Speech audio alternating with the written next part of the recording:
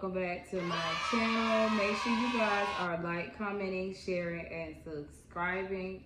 This video is sponsored by Storytime. If you guys are in the West Palm Beach, Florida area and you guys are in the need of some plaits, some extendos, some knotless, the bob plaits, the plaits with beads, large, medium, it doesn't matter. I am your girl. Make sure you guys go to Styleseat, www.styleseat.com/ShayLovesPlaits.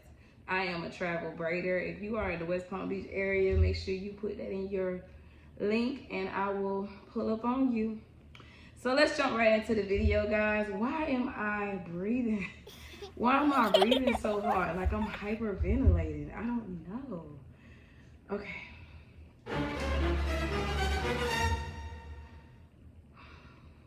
Okay, guys, let's jump right into the video.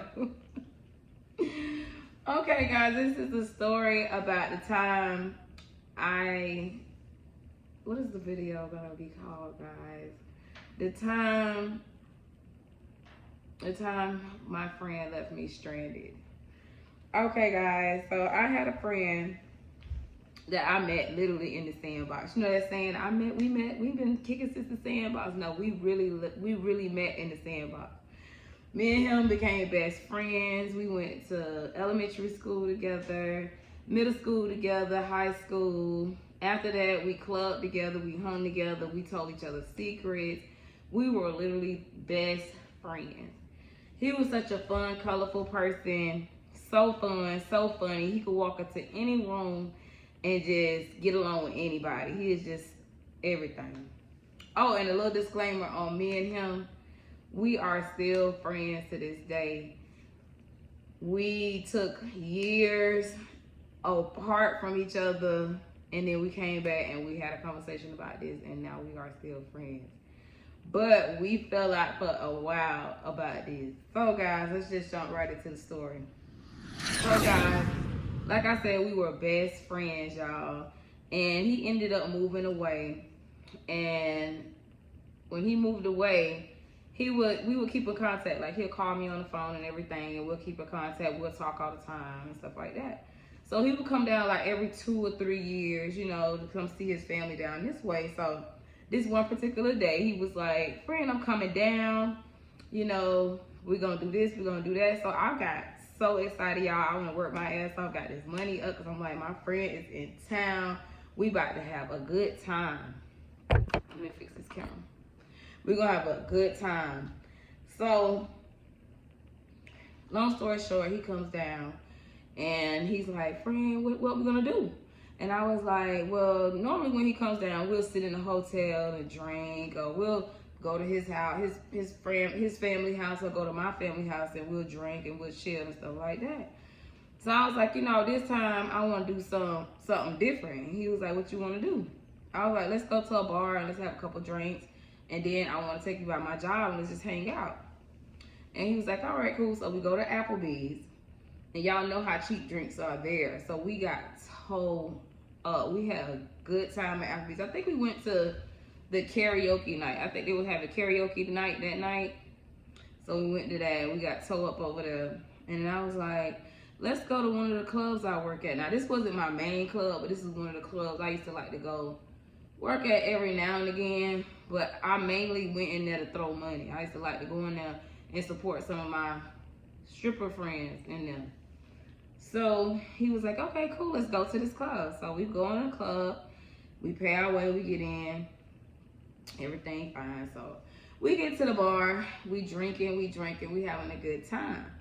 So my friend was like, you ever heard of this this drug? And I'm not gonna say the name of it, but it's not like no crackhead shit, but it was like a drug that it was popular at the time, people were taking it. So I was like, no, I never heard of it. And he was like, well, that's what we do over there now, or whatever, just calm me down and keep them relaxed or whatever. And I was like, oh, okay. So he popped it and we started back drinking and chilling. Keep in mind, y'all, he is an openly gay guy. And we're in a strip club where these are straight men inside a strip club.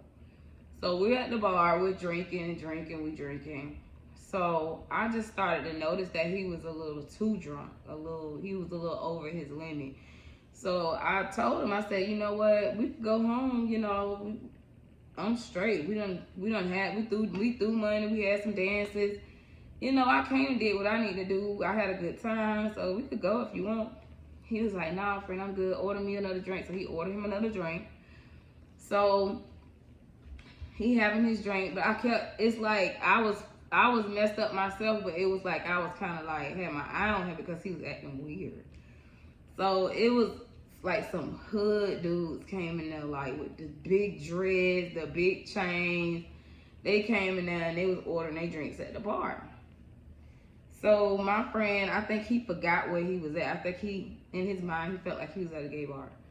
But he was like pushing up on the dudes and like, what's up? Like, he was telling the dude, what's up, baby? Like, and these are hardcore. They look like killers. Like, they don't look like they was the one.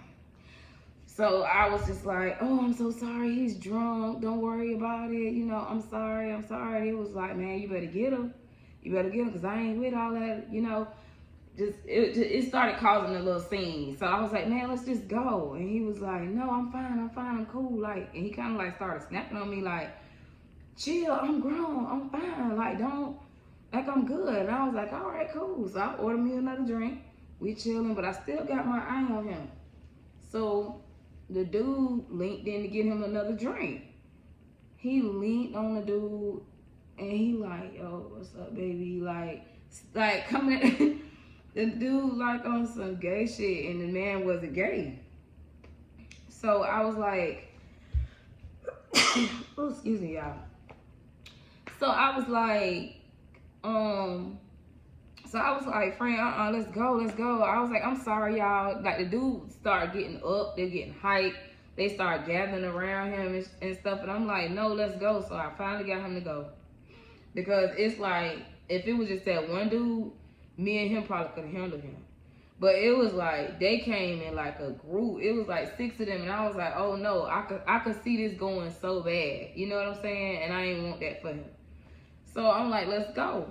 So we leave out and whatever. And we get in the car. Jasmine, calm down, I'm trying to tell a story.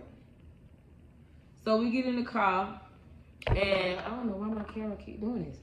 We get in the car and I'm like, oh, just take me home. I stayed like maybe 20 minutes from the club. And he was also 20 minutes from the club because he was staying a house over from my house. So we both had to go in the same direction. So I didn't understand what he had going on. So I was like, just take me home. He was like, I'm gonna take you home. So we get on the road. He is going another way. Like, he is going the total opposite way of the way that we need to go to get home. So I'm like, friend, you going the wrong way. He like, I'm gonna drop you off. Like, just chill. I was like, listen, I don't know what you own tonight, but like, you need to chill out. I was like, honestly, I said, I saved your life tonight. Because them dudes in the club was ready to jump you. And he was like, oh, bitch, you ain't saved my life. Them niggas was trade. Them niggas was gay. Them niggas was gay. And I was like, just take me home. Oh, and he just started beating on the dashboard. He was like, bitch, I'm gonna take you home, bitch. Bitch, I'm gonna take you home. And so I'm like, okay. So I leaned back and I'm just looking at what the direction he going. And the direction he going is not the direction that we need to go in. So I'm like, hey, we not going in the right direction. You taking us to Fort Lauderdale. We need to be going back to Palm Beach. He like, I know where the hell I'm going, driving all fast and shit. So he gets off of I-95. And I said, this is not the right direction. Get on 95 the other way. He was like, I know where I'm going. So he gets back on 95 going the same way to Fort Lauderdale. Y'all, when I tell y'all I was so frustrated. I was like, oh my God, you going the wrong way. So he gets off again. Now he like, I guess he frustrated with me because I'm like, you going the wrong way. And he kept going the wrong way. I don't know what was wrong with him. So I'm like, you going the wrong way. He was like, I'm finna drop you off. I'm finna drop you off. And then he just turned the car in like this dark alley, y'all. And it was so dark. And I had on like these high heels, like this black see-through dress. and I had to pee so bad, and my phone was on 1%. So he pulls off in this black alley, skirt, and mind you, he had a foreign car. He had a BMW, like a real nice sporty one. He's like doing donuts trying to turn this darn corner. So I'm like, what's wrong with you? He driving like full speed ahead to a dead end. We stop, like he stops on brakes, and we like, ugh. And I'm like, what is wrong with you? I was like, let me out the car. He was like, get out the car, bitch. Get out the car. When I tell y'all, that man cussed me out. And this was one of my good friends. He never talked to me like this in his life. I didn't even know he felt this way about me. But he cursed me out. He called me everything but the child of God. You hear me? He said, you old stripper hoe. He cussed me out. He said, you been dancing forever, bitch. When I tell you he cussed me, that's funny now. But at the time, it wasn't funny. So he cussed me out, and he just like swerved and drove off. The door was still open. I ain't even get my purse. And he swerved off so hard till the door closed on its own. And he turned out and he went out. And I'm like, he really left me? I'm like, bro, I'm in a dark alley with high heels on, a see-through dress. I did not believe he left me. And I had to pee so bad, and my phone was on 1%, y'all. So when I tell y'all, I started walking down the street, and it was like I was like walking like with my legs so tight because I had to pee so bad. And it was like I was scared to call somebody. I had to really think who's gonna pick up their phone, because when they pick up their phone, I need to be fast on what I'm saying because I only have 1%. So in my mind, I remember to call my DJ friend. So I called him, and I was like, friend, I only have a couple seconds to talk. I was like, I'm in a dark place. I don't know where I'm at. I got high heels on. I gotta go to the bathroom. Somebody left me on the side of the road. Can you please come get me? He was like, yeah, I'm coming to get you. What you see? Then I told him I seen, I think maybe a Wawa or something like that. And he was like, I think you over there in Lake Worth somewhere. So I was like, he was like, yeah. He was like, just stay wherever you at, and I'm gonna come get you. And the phone just said, doo. And I'm like, oh my God, I hope he know, how to come get me, like where to go to come get me. Because I wasn't sure. He said that he knew where the Wawa was, so he was going to circle around each street until he saw me. He said to stay where I was. Y'all, when I tell you, it was cold. I had to pee so bad. Now I don't have no phone. It's so dark down this alley, y'all. When I tell y'all, I went into this little corner section, and it was like, I think it was like maybe a assisted living or like something where they take care of the old people for like long term. And I went over there behind that building, and I peed. I had to let that go. When I tell y'all, I had to pee since I had left from the club. So I went and peed. I had nothing to wipe with, y'all. So I got piss coming down my legs. Shit was just crazy. So I'm walking down the street. Luckily, nobody in this alley said anything to me. I didn't see anybody. I was walking straight ahead, and I was walking where you could see the street at. So if he was to turn, he wouldn't have to come all the way down. And besides, I wanted to get out of the dark. So I walked down the street, and I got up there to the light, and it was like right across the street from the Wawa. It took him about maybe 45 minutes to come get me, but he did come pick me up, and he dropped me off home. And I called my friend the next day, and I was like, hey, I left my purse in your car. And he was just like, oh, I'm gonna drop it off. So I was like, all right. So he drops it off. And my family knew the story. They knew what was going on. And we were so close, I knew he knew my family knew the story. And it was like, he dropped it off and didn't say anything. He just dropped the purse off and kept going. They got on their next flight. I don't know if they drove down here, if they flew down here. But they departed. And we didn't talk for years. Like, I was so mad with him for like years about this, y'all.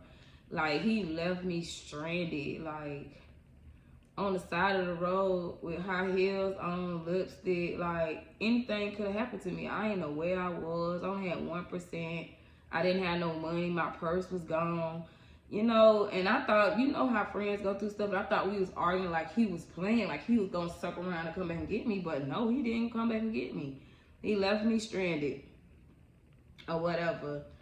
But I was just so thankful that my friend was able to come get me on 1%, and just that small bit of information that I gave him, he was able to come pick me up, y'all. But yeah, he left me stranded, but we stopped talking for a couple years, and he did reach out to me a couple times, but I wasn't ready to talk about it because it was so hurtful, because he was so close to me. So I wasn't ready to talk about it, but we did eventually talk, and we are cool today. And we got over it. So he told me, he gave me permission to tell this story because I thought it was kind of interesting. And yeah, that was the story. He left me stranded. But make sure you guys like, comment, share, and subscribe. And I'll be back with something for you guys. Peace.